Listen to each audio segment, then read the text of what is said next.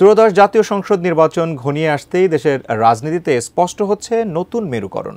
কে কার সঙ্গে জোটে যাবে, কার সঙ্গে আসন সমঝোতা হবে তা নিয়ে রাজনৈতিক অঙ্গনে চলছে জোরালো দর কষাকষি।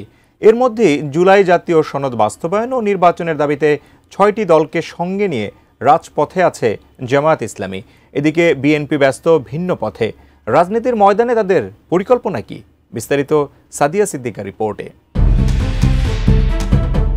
আসন্ন নির্বাচনকে সামনে রেখে বিএনপি এখন বৃহৎ জোট গঠনের চেষ্টায় ব্যস্ত।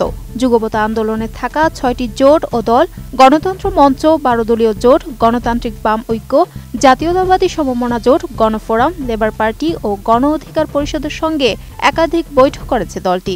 এ নিয়ে বিএনপির স্থায়ী কমিটির সদস্য সালাউদ্দিন আহমেদ জানিয়েছেন, বৃহত্তর নির্বাচনী জোটের প্রক্রিয়া চলছে, সময় মতো তা প্রকাশ করা হবে। গণতন্ত্র মঞ্চ এই মেরুকরণের কেন্দ্র রয়েছে। জোটটি ১২০টি আসনে সম্ভাব্য প্রার্থী ঘোষণা করেছে, তবে এখনো বিএনপির কাছে তালিকা দেয়নি। জোনায়েদ সাকি বলেন, বিএনপির সঙ্গে আসন সমঝোতার আলোচনা চলছে, তবে ইলেকটোরাল পলিটিক্সে নির্ধারণ করবে আমরা কোন পথে যাব। জুলাই আন্দোলন থেকে জন্ম নেয়া এনসিপিও এখন জোট রাজনীতির মোড়ে দাঁড়িয়ে। তাদের নির্বাহী কমিটির বৈঠকে বিএনপির সঙ্গে জোটে যাওয়ার প্রস্তাব উঠেছে, তবে দলের আরেক অংশ জামায়াত কিংবা বিকল্প নতুন জোটের দিকেও নজর রাখছে।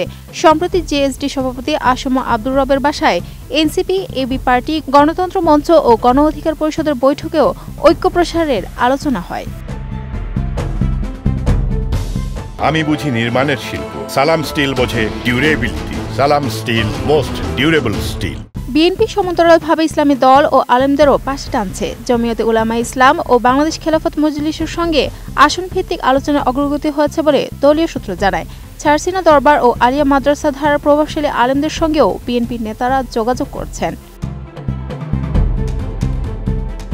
একই সঙ্গে দলটি মাঠে ৩ ধাপে কাজ করছে। কিছু আসনে সম্ভাব্য প্রার্থীদের সরাসরি সক্রিয় করা, কিছু আসনে একাধিক প্রার্থীকে প্রস্তুত রাখা এবং সম্ভাব্য জোট প্রার্থীদের গতিশীল রাখা।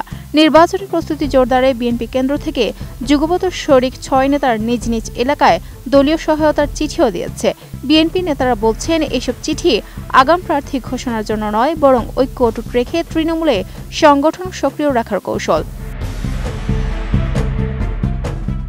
আপাতত জামায়াতকে বাদ দিয়েই অন্যান্য দল নিয়ে এগোচ্ছে দলটি। বাম গণতান্ত্রিক জোট, সিপিবি, বাসুদ সহ ৪২টি শরিক দলের সঙ্গে যোগাযোগ অব্যাহত রয়েছে। দলীয় নীতি নির্ধারকদের ভাষায় এখনই প্রস্তুতির সময়। নির্বাচনের ঘণ্টা বাজলেই মেরুকরণের চিত্র হবে স্পষ্ট। সাদিয়া সিদ্দিকা, এটিএন নিউজ।